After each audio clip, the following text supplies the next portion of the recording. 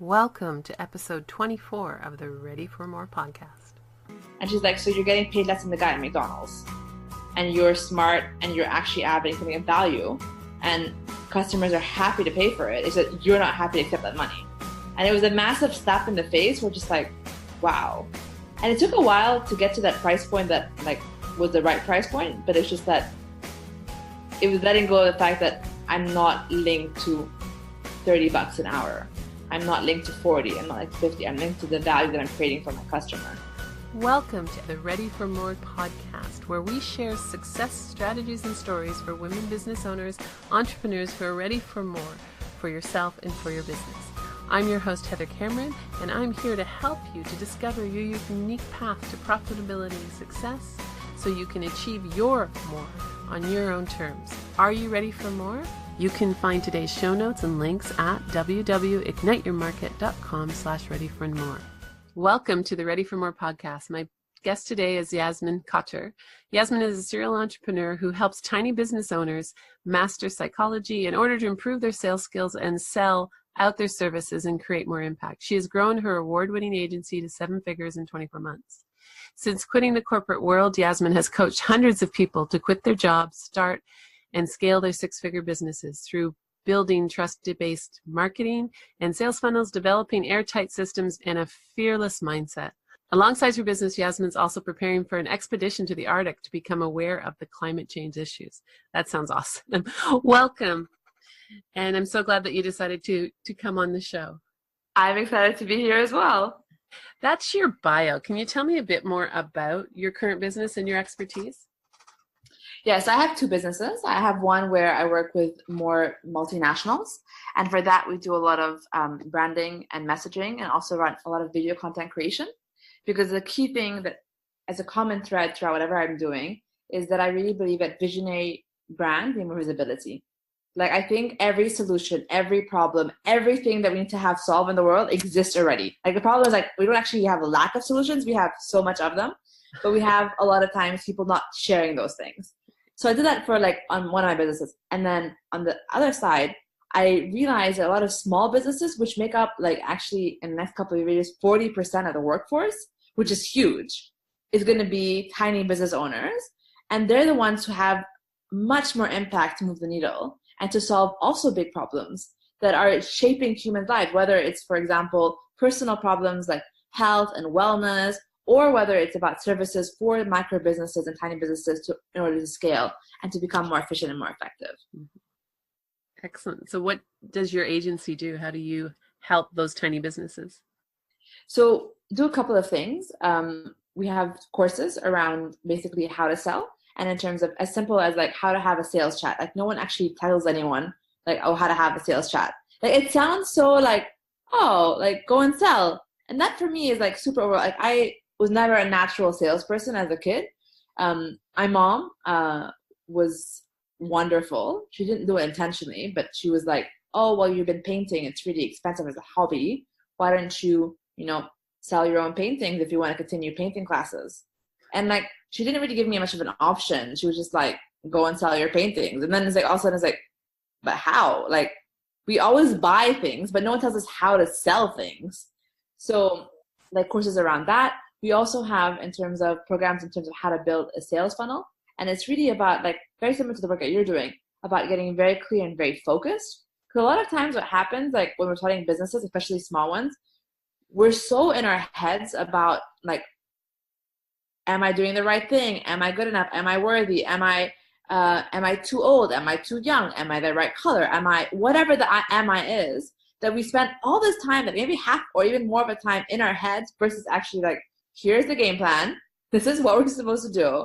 You are here for a bigger purpose. People need your help. And then go ahead and do it. And as simple as breaking it down and simplifying that process and making it much more fun. Yeah, I call some of the stuff in your head the shoulds, where we feel that we should be doing this and we should be doing that. And we get so overwhelmed with how many people, including ourselves, often more ourselves than anyone else, are telling us what we should do without actually looking, do we want to do it? Is it right for us? Is it the right thing to do? And then we get all pulled all over the place and we get nothing done, or we get stuck because we're stuck in this internal should loop. So yeah, definitely. Completely. Analysis paralysis. They're like, oh my gosh, oh my gosh, oh my gosh. And then it's like, let me get a job right now because I'm obviously a failure. It's like, no, you're not a failure. You just need to freaking focus. And it's hard, especially at the very beginning when you just are doubting yourself. And that's a very natural feeling to have. Like change is hard. Absolutely. But it's possible. Absolutely. It is possible. It's possible. And it's possible at any age. Yeah. Right? I see amazing women doing, I have, I'm trying to think of the right word to call her. She's not really my mentor. I have this woman that used to be my client and she sold a business and worked until she was 80 something is when she finally sold her business. Yeah. And it was actually quite amazing is like, a couple of years ago, I was in a conference and we're talking about a UN report, and women over like 50 make the best entrepreneurs, which is quite amazing. It's because like they have that skill set, they've honed it in their careers, and then they also have a network that helps them move the needle a lot faster. Mm-hmm. So a lot of times, like I think with your community, it's just like to realize that like actually there's so much on your court that can be helping you if you just believe that actually, you can do it yourself. And I think that's the part that like to realize that everybody's struggling with those self-doubts and those shoulds and those like ugh. And also believe that all the skills that you used, if you have children and you got them out of the house and you got them to sit and you got them through this, the skills that you use in that 18 to 25 years that you're taking care of your kids are very transferable. But a lot of women don't see that. They said, I was just a housewife. Well, no, you weren't. You ran a house and you ran a family and you moved everything along. So absolutely. You're like the head of operations. It's like a very serious job. And you're dealing with a lot of stress and you're dealing with a lot of other things that come with it or at different stages of life. Would you share a bit about your background? What led you from, in your bio, you talked about being in the corporate world to now being self-employed. What led you through that process? So I used to work in the oil and gas sector, and I kind of went into the oil and gas sector thinking I was going to change the world because I thought like if you want to make a biggest impact, you have to go where it needs the most help. And then I realized that after a couple of years of doing that I wasn't really doing much of an impact. And then alongside my job, I ended up launching a social enterprise where I cycled in the world's toughest mountain bike race and raised like $50,000 for women in East Timor. Because I thought like if my job was going to be meaningless and empty, then if I could raise the salary that I made and give it to a social cause, that I would feel better. Okay. But that all that it actually told me is like, actually, you can do whatever you want. Like you don't need to be in this job to do this. Like you can do whatever, like whatever you put your mind to, it can help you do that. And which is also part of the reason why I like sports, is because sports, even just like walking helps you realize that it's one step in front of the other. Like you are constantly moving, whether you like it or not. It's just like you are moving. So therefore it is possible. And Absolutely. If it's possible, like you can do more stuff. So I quit my job. And then it took me a while to figure out what I wanted to do. Like it was not like the most linear path. And I think a lot of times people think it's just like, oh yeah, I knew my business. Like maybe you do if you have like 20 years of experience, but most people, like you don't realize that every skill, like you mentioned earlier, is transferable. Like if you're a house manager, like I don't call it housewife, I think you're a house manager because you're managing like 5 people's lives. You can do so much more with that as well. And like you can do in terms of like creative things around that, in terms of like project management and timelines, because you had to manage everyone's schedule. You know how to do resource planning, groceries, figuring out who's eating what. Like it's a lot of things that you're coordinating that I don't think people realize. And you tend to know how to step up in an emergency and tend to deal with if your child hurts themselves or something happens in the family, you're going to deal with it, and you're going to deal with it well, typically speaking. So yeah, there's a ton of skills in there. And I think people, women especially, don't realize how resilient they are, which is even a much more even powerful thing. Absolutely. And also realizing the accomplishment you feel at the end of achieving it. When you talked about walking, it brought up, it's been about 12 years, I guess, maybe longer, but a friend of mine said, you walk the dog a lot, so why don't you walk a half marathon? I'm like, okay. And so then I went and I walked 2 half marathons, and it's not something I ever considered I would ever do. And, it's that elite kind of sport thing that people do that you think the average person isn't going to do. And the reality is, yes, I could do it, and I did too, and I did really well. I was even more shocked where I was really high up in my percentile for my age group. And it's like, yeah, you can do these things that you don't anticipate that you'll be able to do. Yeah. And I love how you mentioned that right now, like the average person. It's like, if you settle for being the average person, that's fine. Like you are the average person. But like you decided you're going to walk it. And then you went from being not an average person to being a half marathon walker. And Yep. there's so many things like that. Like my friend's mom, she ended up having surgery and she had to do like sports to get better, especially like swimming. And then she ended up swimming in the Olympics, like the senior Olympics, and winning, which is like insane because she's never been fit. She was always overweight. She always, like, when you go to her house, would make these elaborate like meals. And then she had surgery and now she became like Olympic swimmer. Yeah, absolutely. So, and those things apply to business as well. Like you said, we can do a lot in our own worst enemies. And what I deal a lot with clients and my own self is that mindset game that we play on each other, and the mindset that we play on ourselves about where we want to go and what we can do. How has your business evolved since you started? I know you said you had 2 businesses and you kind of did the not straight linear path to entrepreneurship. How's it evolved from when you started? So before my agency, I was doing consulting and coaching. And then I realized that I wanted something that was much bigger and much more scalable. And for me, that was like traditional kind of form of business. So I ended up going ahead, building an agency, building a team. We're now in 3 different offices in Asia. So it's quite like an established thing. But then it was interesting because I went ahead and built that. And I think it's famous what you mentioned, like a should. So I thought, oh, that's what I should do. Like I can do that, so I should do that. Because I was helping my clients do that. So I'm like, well, if I help my clients, then I can do it too. And then I did. And then I realized, but actually, what gets me like really fired up is helping people who are struggling and people to get them on their feet, especially at the very beginning. Because that for me is really transformational. Like there's clients that I worked with a couple of years ago who have paid off debt, who have bought houses, who are now doing what they wanted to do. And that for me is much more powerful than working always with like these big brands who you can't have that life-changing like transformation. Is that so? Do you run like both businesses from the same website and same brand, or is it completely like a separate brand? So the other one, like the agency one, is called VS Story. And the other one that I do with more tiny businesses is called the sales story method.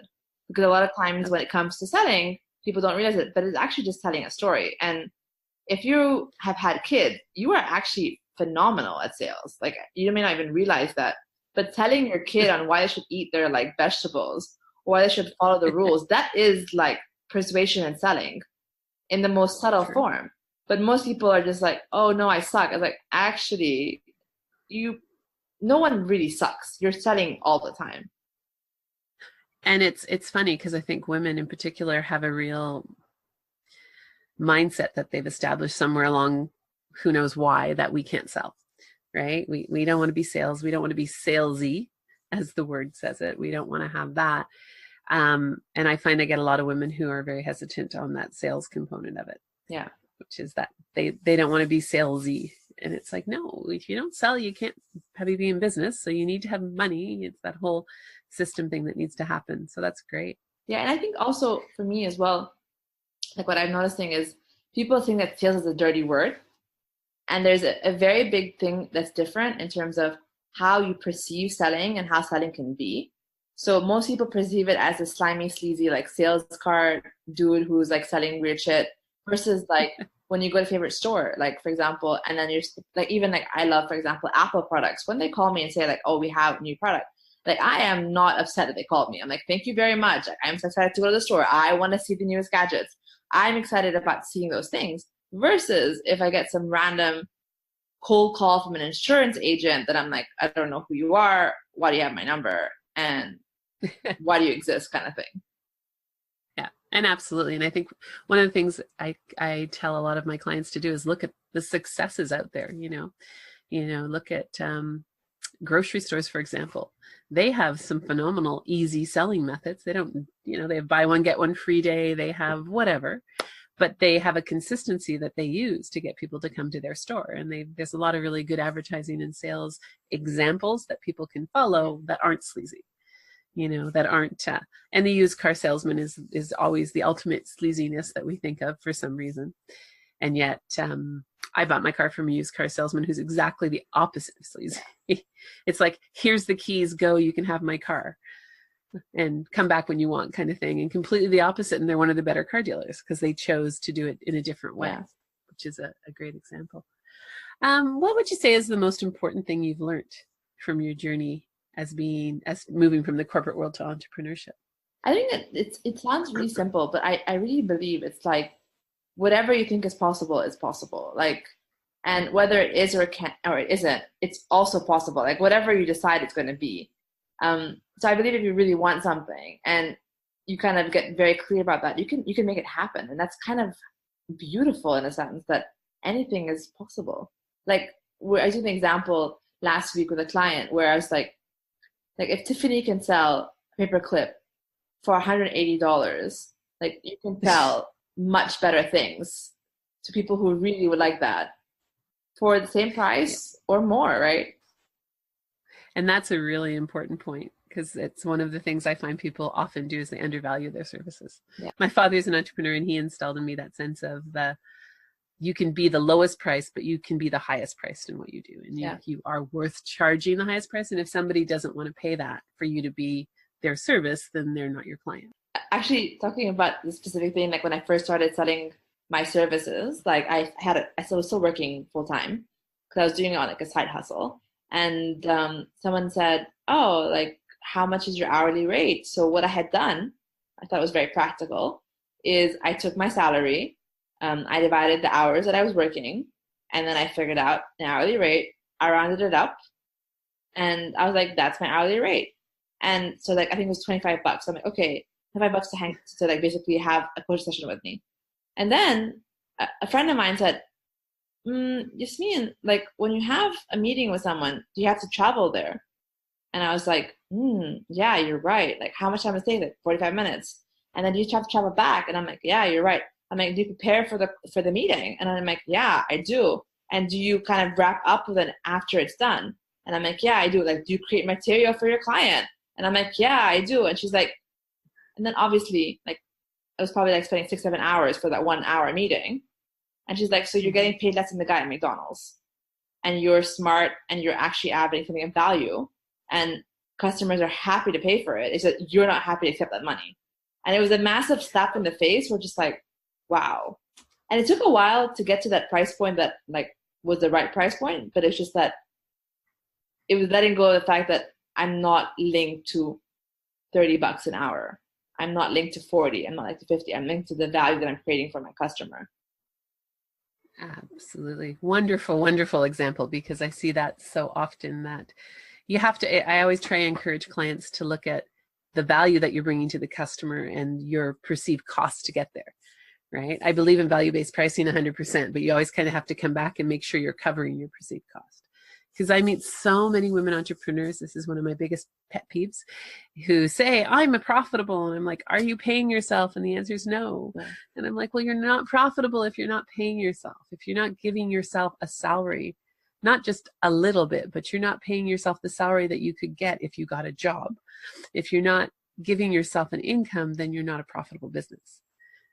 And that's something I think women struggle with. Yeah. Particularly if they have the comfort of either, as you mentioned earlier, you know, they're over 50 or 60, they've this is their second career, they have a pension, or they have a spouse who's making an income and they don't necessarily need it. But what I find women don't necessarily see is that they're worth it.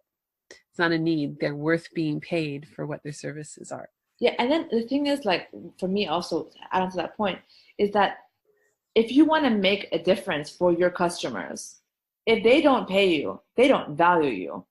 And at the very beginning, you don't realize that because you're like, oh, I want to have any customer. I'll take whatever. But the ones who are committed, the ones who are like, okay, we're going to follow through. We're going to get my numbers in order. I'm going to get my accounts in order. I'm going to work with the best accountant. I'm going to work with the designer. When they paid you, they are showing up 100%. They're not showing up half-assed. They're showing up being like, this is serious. And so if you actually want to solve your customer's problem, like if you want to actually make the impact that you want to create, like undercharging is not even helping your customers. So it's like actually making it worse for everyone, including yourself. Yeah. And that's a really good point. And that's kind of what my father taught us, was that sense of the values there, right? And I was speaking with my cousins this weekend about something, and they had somebody who wasn't selling something, they priced it low, and then they bumped the price up and it sold really fast.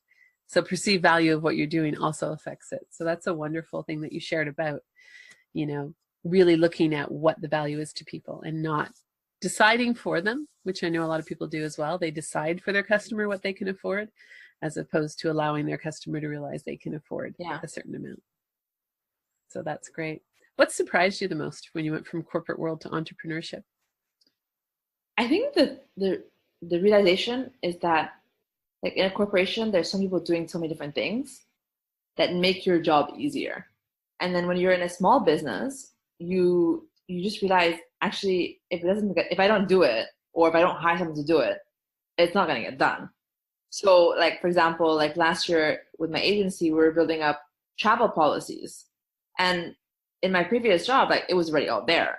So I kind of just assumed that it was there. And then I realized actually you have to build a system for that. You need to build a system for many different things that you just follow a form or you fill out something and get it done. And I realized actually it's not so much like for me, entrepreneurship, a lot of it is system building, because like willpower is not your friend. Like you will forget shit. Like that's just how it is. Like I'm not sure about you, but I personally forget stuff.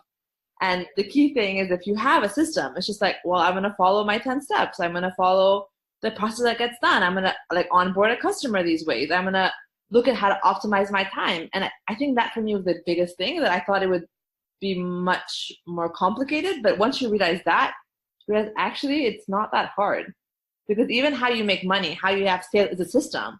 And once you know what works for you, what you like doing, you keep on doing more of it. And then you tweak it a little bit, you improve it, but that's pretty much all that it is. And I love that example. Episode 18, which just came out this week, as we're recording this prior to your episode going out, is about systems. It's actually a woman called Caroline Wood from Australia who is an introvert, and she focuses on helping entrepreneurs who are introverted create systems. And one thing I think I've just realized this in the last couple of weeks, because I'm a system-based person as well, is that the word system scares people these days, because they think it means that it's got to be complex and it's got to have X amount of pieces of software behind it. And what you just said is, it's like the 10-step process. It doesn't have to be it doesn't have to be automated. It doesn't have to have a lot of software. It just needs to be capturing the steps that you do so that you can repeat them. Yeah, completely. And it's for me as simple as like onboarding. Like I love the onboarding example. But like when you have someone says like, yes, I want to work with you, you can send them a templated email that has a link to a contract that has been pre-prepared, that you have to just fill in their name and email. Like it's like, that's beautiful. And then from there, you can schedule, like, here's my scheduler. Let's schedule the first call. Like it's literally, you can do these things that take away a lot of the anxiety, like, oh my gosh, someone's giving me money, to like, oh, I'm going to follow these 3, 4, 5, 6 steps. And then you're going to have the first call, and then you're going to figure out maybe the game plan and the timeline, and then it just becomes a lot easier and more manageable. Yeah. And it doesn't have to be complicated to capture it. When I started this podcast, it only launched at the end of October, is I actually created a checklist so that I can go through all the steps that I need once I finish, because the recording of the podcast is the easy part. And then it's click, and there's a bunch of things I need to do. And by capturing that just on a Word document, I follow that. It allows me to do it myself or outsource it, because I now know the steps. Yeah. Right. I know all the steps that people need to do, and it's very systematic. So I want my listeners to know that systems don't have to be complicated. And I have a client who's just launching a small product. She's like, I don't have anything in the background. I'm like, do you have email? Yes. Do you have a way to capture money? Yes. Then you have everything you need. Because even if you're not automated, as long as you have a system to, exactly. You receive this, you send out that, you receive this, you send out that. And the interesting part is that once she got rid of the anxiety of it, she's actually started to put some little automation steps in that she doesn't even realize are there yet. Right? So she's put her contract up on Google Docs, so people can go and sign in on Google Docs. A very simple thing. Yeah. They agree. She's done that. So it's a great example of it doesn't have to be complicated. Yeah. And it's a great thing.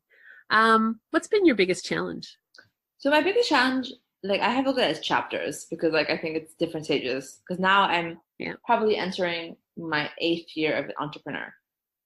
So it's very different. Like the first stage is really about self-doubt. It's really about, is this going to work for me? Is this possible? And then once you start realizing, it's like, okay, oh, it's working. Like it's somehow like what I'm doing is working. People are coming to me. It's like, it's work. Like it's, oh my gosh, it's working. It's kind of mind boggling. Like this is happening. And then you kind of like trip on the fact that like, is it because like, is it going to last for so little? Is it going to last forever? Like it's just like a phase. Like it's going to like flunk afterwards. Like, so you after like, oh my gosh, okay. Then I can appreciate it's actually working. And then you're like, oh, okay. So then you start to realize like, can I make it work smoother? Right. And the challenge is like, I work too much. Like, do I want to have a bit more balance? Because I started a business to have more freedom, but am I actually having the freedom that I thought I wanted? And that was like a massive challenge that I went through, like post that. And now I'm at this point where I'm like, actually, like, how can I make a beautiful legacy in this world? And the challenge is like, how can I make it in a way that feels right and feels like authentic to what I want to do? And also can help more people. So it's kind of like, and it's a bit scary to be honest, because it's like, oh wow, like how many more people, like how much more of an impact and so forth comes up.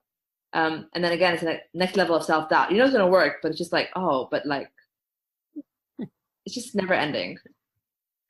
I love that. I love what you said there, because it's challenges don't go away. They get bigger, or they get not bigger necessarily. They get different. They evolve. Yeah. And that mindset's a big part of all of the challenges that we face, right? Mindset kicks in, and that little doubt thing that says, no, I can't do this, or whatever our own little mindsets are that sit on us, that stop us from doing it. When I was taking my coaching degree, one of my coaches who taught it had this concept of shut up the duck. So shut the duck up. And I have a duck here. I have this little duck here, which for listeners, we're on video when we're doing this, and I would squeak her, but then my dog will bark. But I give my clients this little duck who actually squeaks, because we have these ducks in our heads. Yeah. We have these words that play in our heads that stop us from doing stuff. So when you hear those voices telling you your mindset things that get in the way, is to shut them up. And that's where she came up with shut up the duck. Shut the duck up. And it really is a good way of saying, yeah, that voice is getting in my way, or feel the fear and do it anyways. Yeah. Right. Just get past the voice. So that's a great example. Actually, what's really funny is I was on a date last week, and this guy, he's like an engineer. And in engineering, like apparently all engineers have a duck, and they talk to the duck about like engineering problems. So as they're brainstorming, they're talking to something and they're speaking out loud, and they all have ducks in the office. And I'm just like, what? And now I'm thinking, actually, maybe it's we should all get our own little duck and then like talk our fears to something.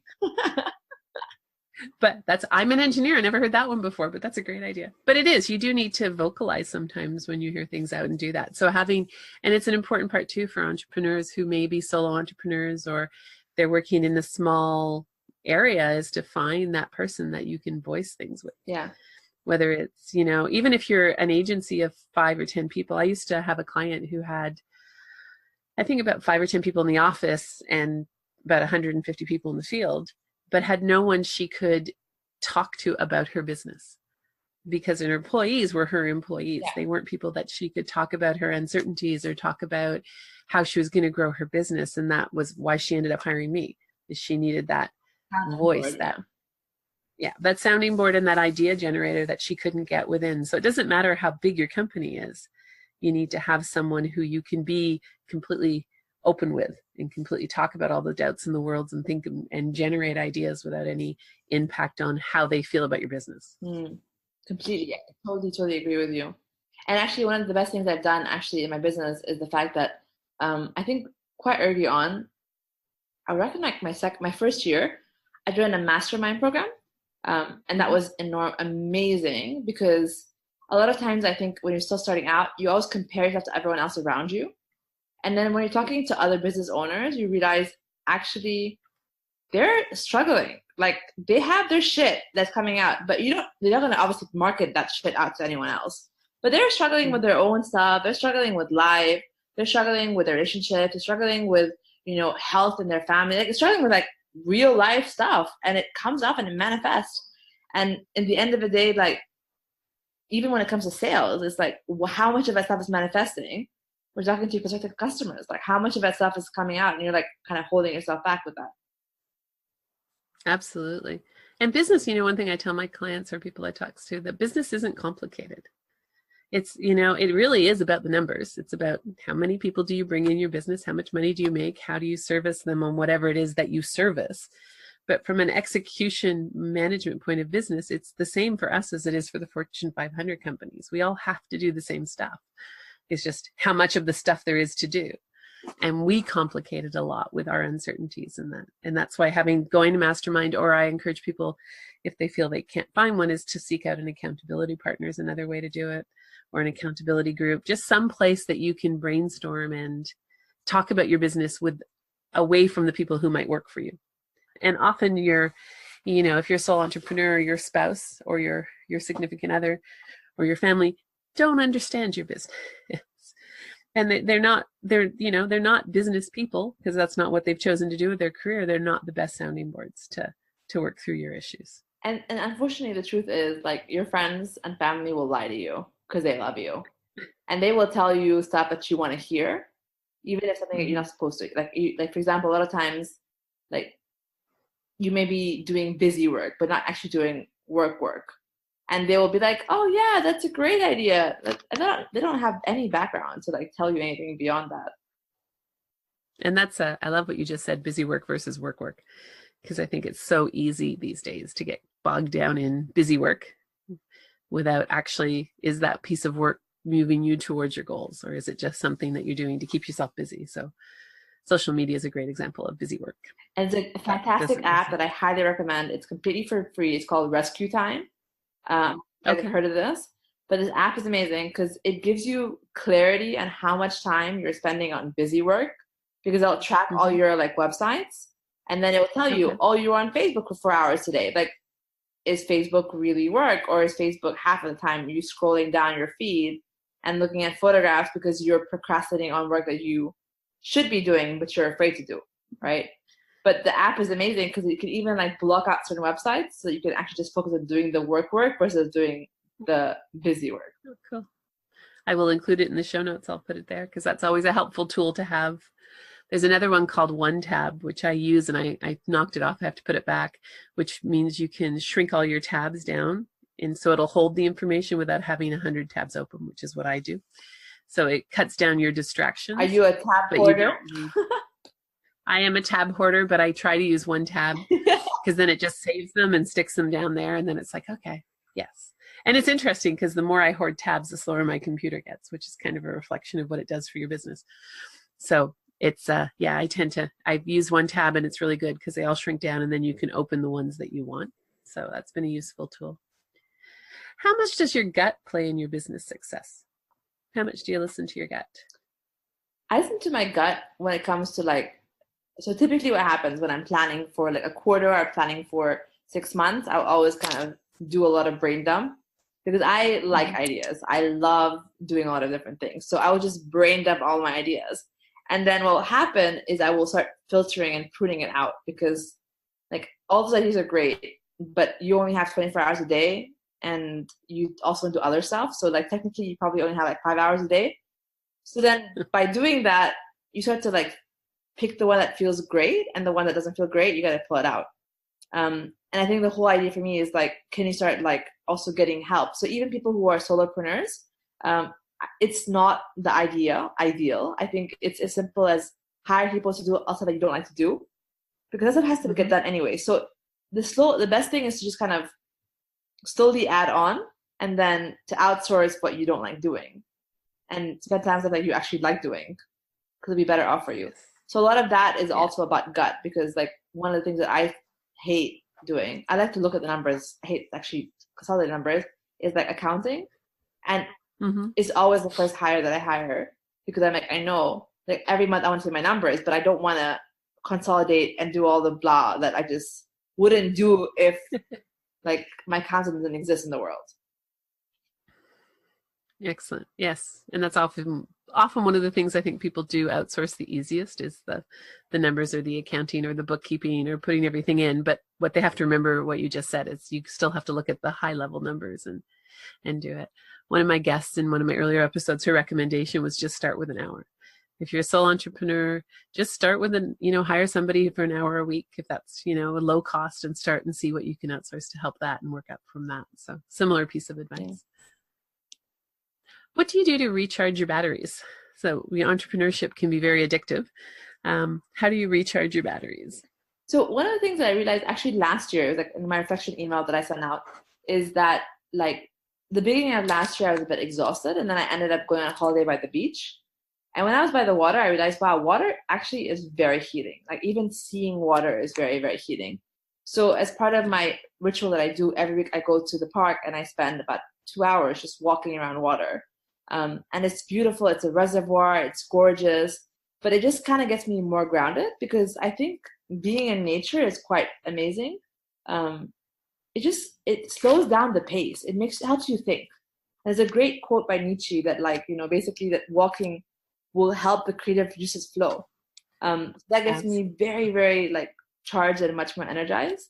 I think beyond that as well, it's just about having a lot of time for myself as well. Like when I first started my businesses, I was just like, oh, I have to work all the time. I have to justify to the world that I'm working hard, versus the fact that actually you can work 5 hours. Like that's actually enough. If you do the right kind of work, you can be done in 5 hours.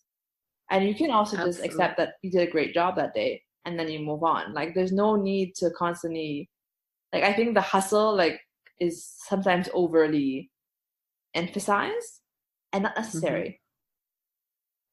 I agree with you. I think that a concentrated, well thought out, well planned out 5 hours is much more, even people who go to a job, having worked in the corporate industry for 20 years, how many hours in my 8-hour days were actually productive and strengthen that. And so yes, I worked a lot of overtime, but when you think about the inefficiencies that exist in that, it wasn't that. There was a lot of good use in every single hour of the day. So that's a great point.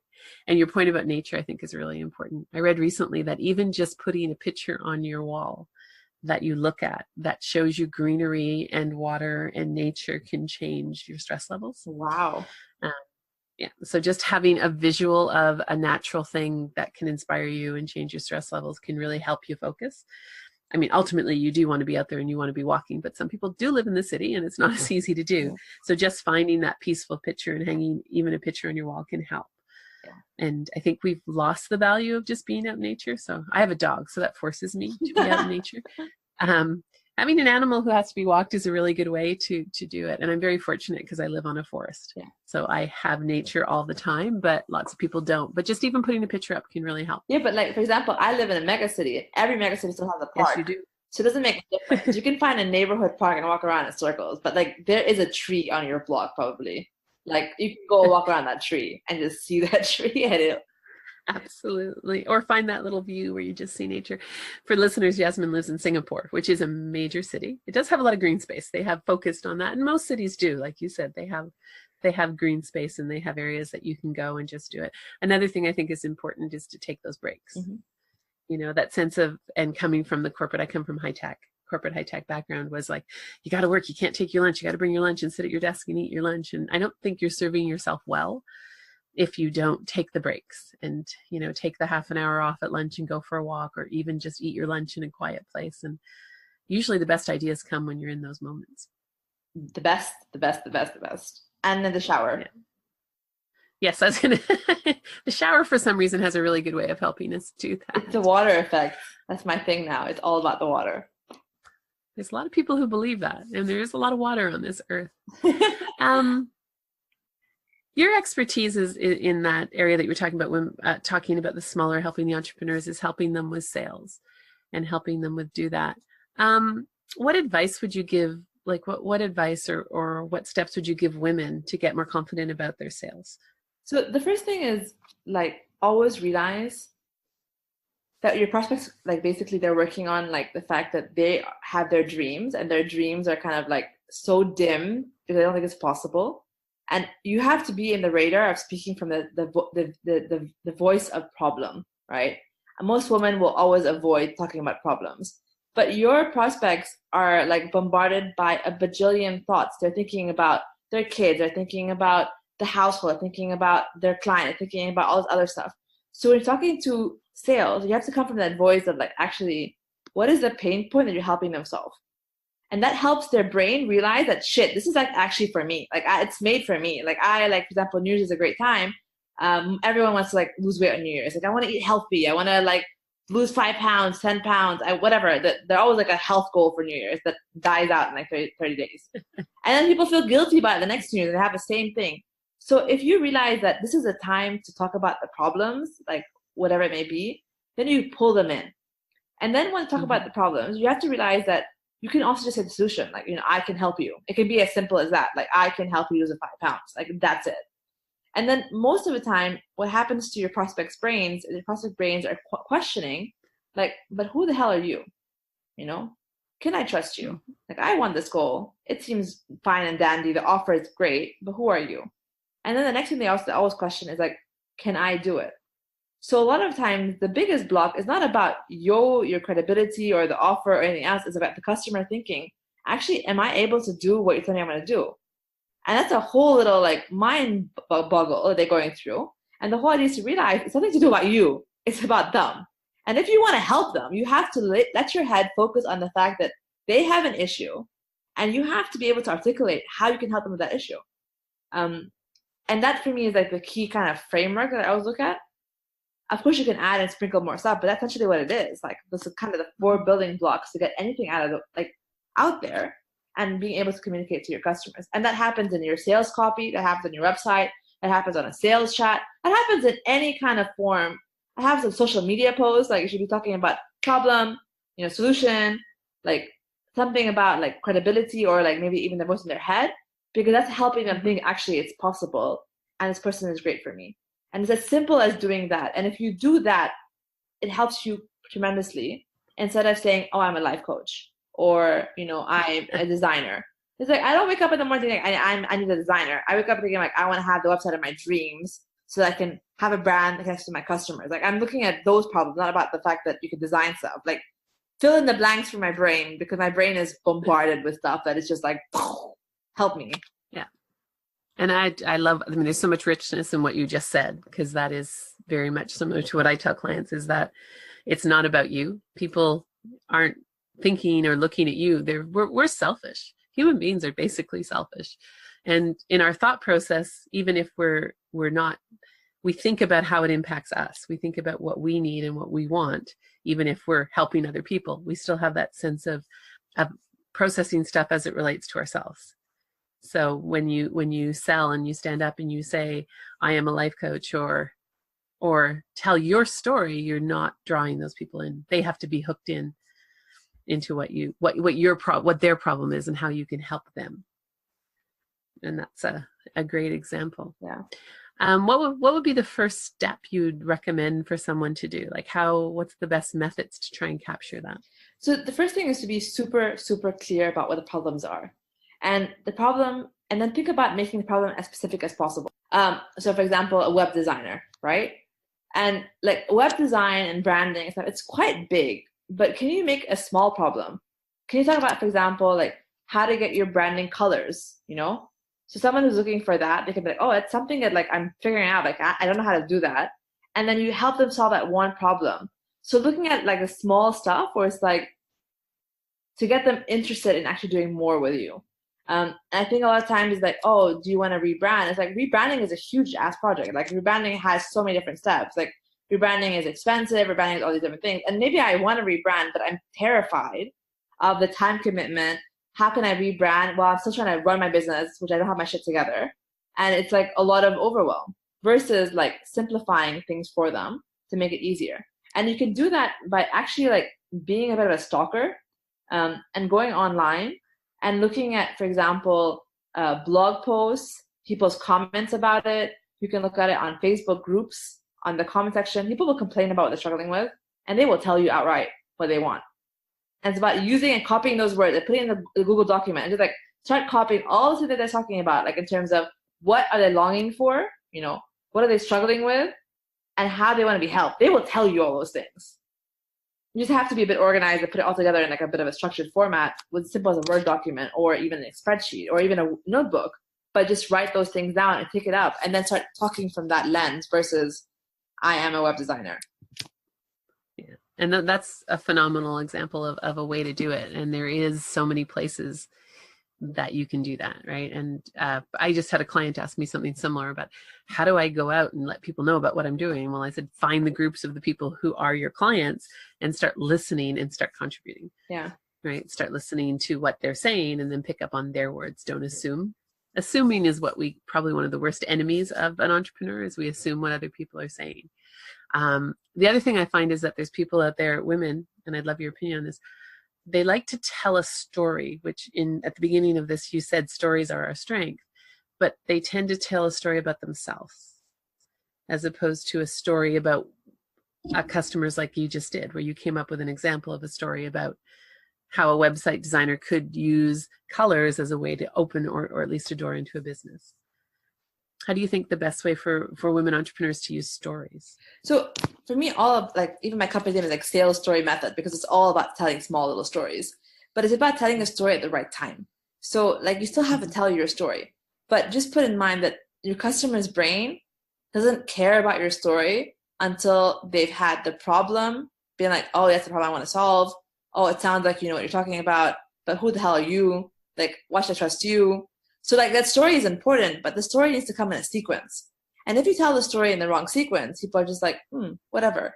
But when it comes to marketing, I think a lot of value comes into also marketing about what things that you have overcome to create a connection and affinity to your customers, to you. So a lot of times what happens is you're telling the problems, but you're not actually making that connection with why you and why are you different versus everybody else. And it's how you can use your own story. But sometimes what happens is just it's a long-winded story that has nothing to do with the fact that is a story being a tool to help you get more trust, or is the story just a story for telling the story's sake? Right. Yeah. Or telling, I had one situation where I was at a networking event and this woman stood up to tell her story, and she spent probably half of her time telling why she wasn't doing what she was no longer doing, as opposed to focusing on what she was doing. Exactly. So she stood up and said, I used to do this and I used to do that and I used to do this and now I do this. And I'm like, if you just started with it, now I do this, they don't care about the used to do stories. So it was that. And I've seen that a few times in women of this need to kind of explain and justify why they're doing the business that they're doing instead of stepping into the business and saying, this is what I am. Yeah. Right. I'm a strong woman. I can do this. And hey, this is how I can help you. And here's why I can help you, because I have this expertise. As you said, I have this thing that makes you know, like, and trust me. And to stay away from the justifying our existence. Exactly. And I think even great, for example, if she started with the problem that she's helping solve, the solution that basically she's running her company right now solves this problem, and then what her experience is. I have 20 years doing this in the corporate world, and I'm doing it now for small business owners. Wow, it's perfect. But in the sequence versus I used to do this, and then you zone out. You're like, good for you. How's it relevant to my life? What's in it for me? And then you're just 5 minutes go on, you're just completely tuned out to what the hell is going on. And then all of a sudden it's oh, but help this. What, you lost me already. You only had 3 seconds to help me figure out what I wanted to do with you, and now it's gone. And I think also coming on to the second point, why they do that is because instead of just selling it, right, they want to be friendly. Women always want to be friendly. And they want to be but I'll have to tell you my life story so then you can be friends together. But when you're trying to sell a service, it's not about being friends with everyone you meet. It's literally about saying, hey, you have this problem, I have a solution. I like you, you like me, let's work together. Versus, please, please, please like me and like my story and justify to me why I'm wonderful. And then maybe, just maybe, you'll discover how wonderful I am. And I will have to sell to you how I can help you when you know I can help you. It's what did you just do right now? It's just so complicated versus just saying to help them own up and to step into their skin, because they have powerful talents and skills to make the world a better place. I'm wow, that's so much more amazing than. Exactly. And absolutely. And that was kind of that's where she was missing it. And that's a great example. And then I used to be this and this, that's why I can do really good pictures. But and we tend to do that. So I think that's a wonderful message for women, which is just to be, it's almost step into who you are, fake it until you make it. If you're not feeling that confident, still step in to say, this is what you do and this is what you offer, and focus on the problem that you're trying to solve and the outcome that you're trying to get your client, not on justifying that you have the expertise to be able to do that. Yeah. And that's really important. Thank you. We're getting close to the end of our time. So I always end with 3 questions. And then I have a separate one for you because you have a cool thing going on. But what is your superpower? Resilience. Like, I think in life, because of personal life specifically, like I've had families who just like have gotten sick over and over again. And I think when it happens, you realize that death is the only thing that you have, like, that's the only thing in life that you can't change. Like everything else you can change, but death is the only thing you can't change. And then when you put that as a perspective changer, you just realize that actually I'm going to screw up. Like I'm going to screw up tons, and that's okay. But I'm going to bounce back up because that's what we are as women. Like women have the most magical skill of being resilient. Like it's just like naturally something that men do not have. Women just do it because we just like, we have children. We go ahead and we like, you know, manage different things. And we just deal with it because we don't have an option. Like our bodies is always changing. Yes. So I think it's resilience. Excellent. I love that. And that in itself is just kind of a rich topic too, because yes, we can guarantee death, and that's about the one thing we can guarantee in life, and the rest of it we have control over. So it's a wonderful one. Do you have a favorite quote? Yes, I'm obsessed with this quote. Since I was 13 years old. It's been like so many years and I still love it.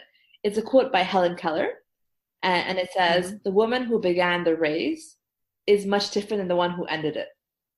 And I think that for me, we are all on different races. We are all on different paths. But the most beautiful thing that's constant is change, is that who we are today and who we are tomorrow is not defined by, you know, what we've done in the past. It's defined by what we're doing in the future. And that for me is amazing because, like, even if, you know, your career sucked, doesn't mean that your future is going to suck too. That just sucked. That's it. That's what happened. Even if your year was horrible, like you can make the next year even better. And that's what's amazing, that change is the only thing that's constant. Yes. And we step up and we're resilient to everything that we do. We have to be. What's the most important message you'd like to leave our listeners about being a woman entrepreneur, about being someone who's ready for more in your business? You are freaking amazing. Like, in case you forget, you are amazing. You can make things happen that will really change and transform the world. And there's a great story that I was obsessed with my mom. Actually, I used to hate it, but my mom put it into our heads. And it was like as simple as that. She's like, there's like a little girl who changed the world, right? So she decided to go out and to advocate to make it happen. And then as she got older, she realized, shit, actually the world is a little bit big. You know, maybe this world thing is too much. Let me just focus on Asia, right? And then she's like, wow, she went out, she advocated. She's like, maybe this whole Asia thing, again, is too big. So she focused on her own country, which was China, right? And then the story continues from China to her state, to her province, to her neighborhood, to her family, and herself. And I think for me, it's just realizing that if you focus on realizing how awesome you are, then you can also just change the people around you, which is like that one level of your family, your clients. And that is a ripple effect that is so amazing and so like transformational on a huge level that we all underestimate. So that's my lesson. Like that's my last thing. It's just like, you are amazing. And don't forget that. Absolutely. Absolutely. Thank you for that. And I have to ask is, what expedition are you doing to Arctic? It's one of those last questions I don't normally ask people, but it's a fascinating thing. So this is an interesting story. And that's why I think like sometimes things come back to you when you, like if it's destined to happen, like it just comes back. Like you can hide from it and then it still comes back. So when I was in college, like 20 years ago now, anyway, what happened is I discovered this guy called Robert Swan. And Robert Swan is the first guy to go to the North and the South Pole walking, right? And when he was walking, he actually was the first guy to walk under the hole in the ozone layer. So at the time in history, NASA discovered the hole in the ozone layer. and he literally walked through it. His eye color changed because of eye damage. His skin melted off of his face because obviously 60 days, kind of very harsh terrain that happened to him. Right. And then he realized that maybe, just maybe, this is not normal. Like, just maybe, like, it's just not normal. So he ended up setting up a foundation called 2041. And the whole foundation purpose is to help create more advocacy and awareness around the fact that in 2041, the world leaders will discuss the future of the poles, right? And how they should extract energy from the poles. And obviously, if that happens, we're going to have faster melting of ice. Already the ice are melting like crazy. And then if the ice starts melting faster, you're going to have sea levels rising. Sea levels rising, you're going to have basically land being flooded. And the land being flooded means you're going to have coral temperature like increasing. So they're going to be destroyed. And then we're going to have an issue with oxygen because coral actually contributes to the fact that we can be able to breathe and to live, right? So I was like, oh, wow, it's amazing. So they have these expeditions to basically raise awareness and then to also fund research projects. So I applied at 17. I didn't get it. And I couldn't have money to afford it. And I was just like, okay, whatever. I'm not going to do this. And then earlier last year, I was feeling a little bit complacent about life. I was just like, wow, like, is this it? Like, is there anything else beyond what I'm doing right now? And it came back up and I just realized actually, like, if I decide that life is this is it, that's it.